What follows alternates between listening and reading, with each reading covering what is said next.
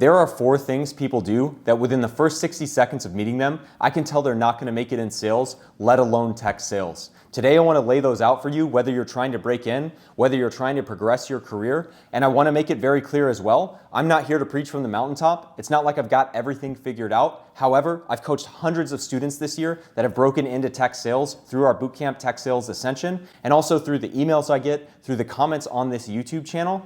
There are so many times where early on, I've tried to help everyone that I can, but honestly, if you've come to me and you've exhibited any of these traits, I'm not going to take my time to help you. I just don't have the time anymore. So all that to say, again, my goal today is to create that awareness, allow you to, again, if you're exhibiting any of these, correct your behavior and really quickly take action and ultimately achieve that goal, whether it's breaking into tech sales or improving your career, getting promoted, and making more money than you have in the past. The first one is a big one for me. This applies both to breaking in and also advancing your tech sales career. You may have heard the term if you've been watching anything about sales or you've been in a sales role, maybe not tech sales before, that you're only as good as your last quarter. That definitely holds true. And it definitely ties into this point that I see so many people overly confident in one maybe tiny achievement in the grand scheme of their entire life. And I was guilty of this myself. And what I mean is if you have a certificate from somewhere, or you went to Stanford, or you have a really nice degree, or you were a former athlete at a high level, those are great, don't get me wrong,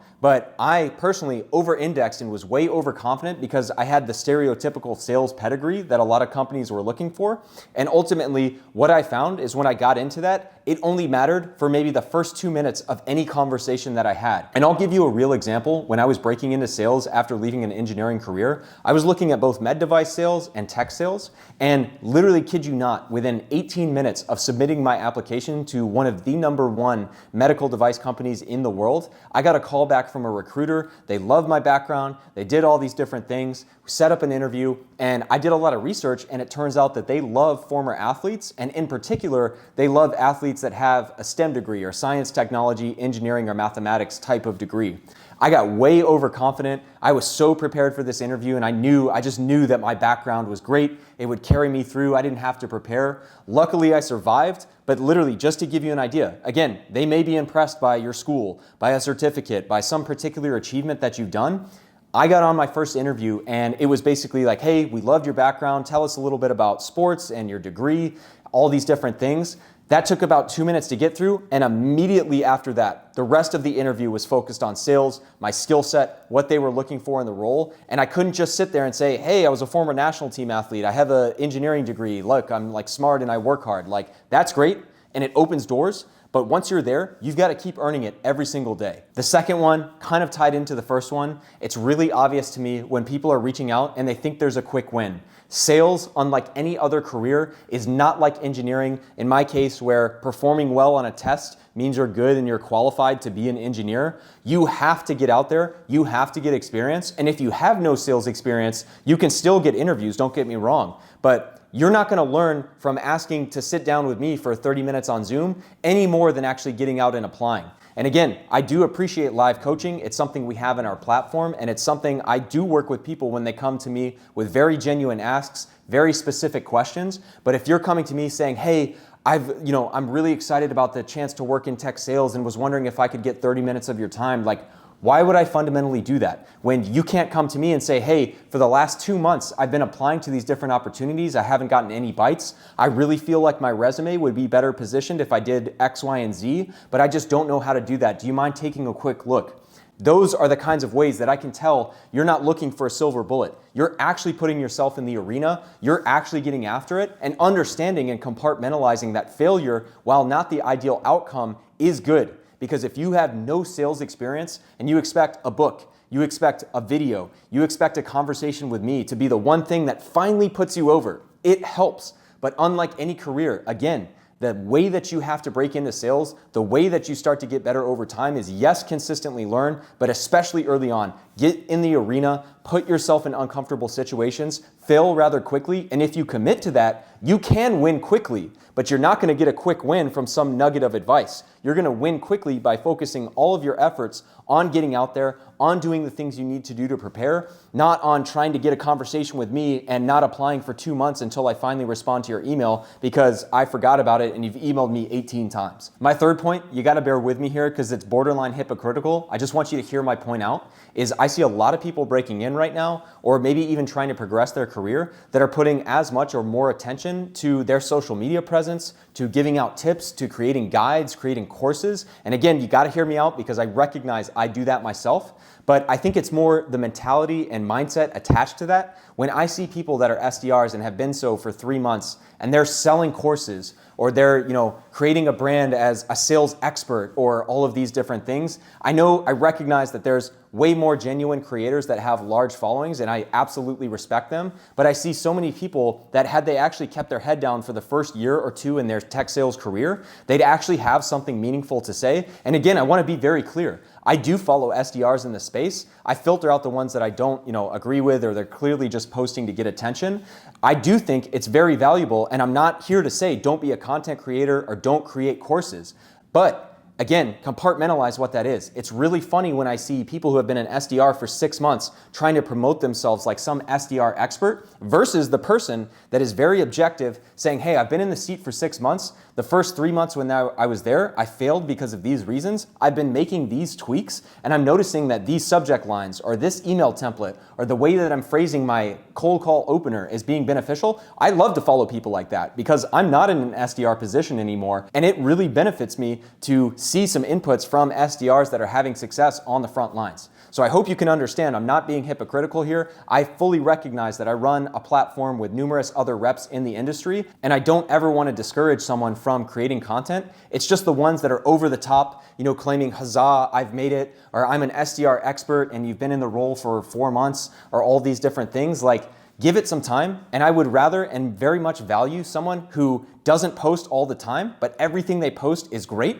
versus the person who the second they get into an SDR role, they want to build a platform, or the second they make some post that goes viral, then literally the next post they announced a new course, all these different things. Like, in a strange way, and this is a topic for another time, the only reason I got into content creation in the first place, like, I never envisioned that I would create an online bootcamp that has now helped hundreds of people break into tech sales.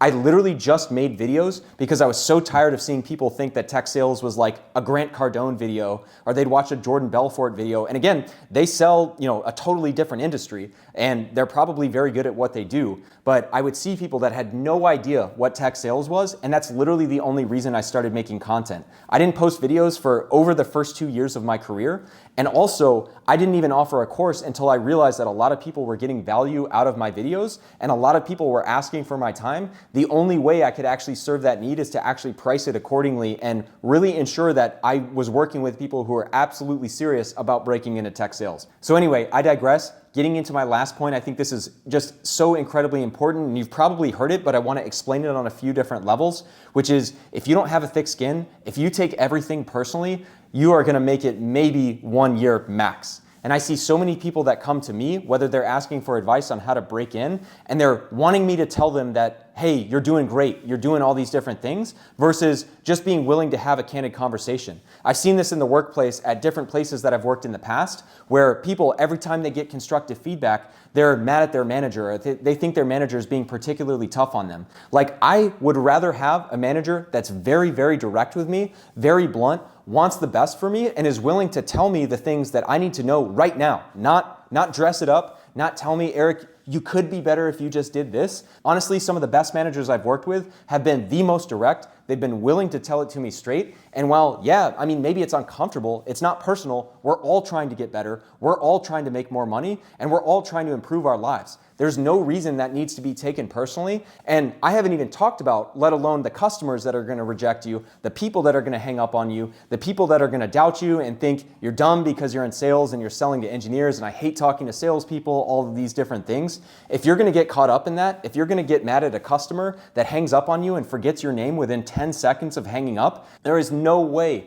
you're gonna survive and thrive long-term in a sales career. And again, I admit, like when you're first getting started, like this is a weird muscle to develop. And it's not that like every day I don't take anything personally. Like, yeah, there's been some times where I work with really rude people where it sits with me a couple of days, but I'm still able to compartmentalize that. I'm still able to move forward and focus on the overall objective. And I think I just see so many people that are just so afraid of getting negative feedback, are so afraid of getting rejected. And honestly, at the end of the day, they might be trying to do sales because it's like the hot thing right now, et cetera, et cetera. If you don't have thick skin, if you don't have the capacity to develop that over time, there's just no way you're gonna last in a sales career. But with all that being said, again, not all hope is lost. The whole purpose of this video is to create awareness around those different things so you can proactively address them and get out in front of them. Like if you're procrastinating, if you're, telling yourself that you're gonna apply to a job and it's been 2 weeks, it's been 2 months and you haven't done anything, like just do that now.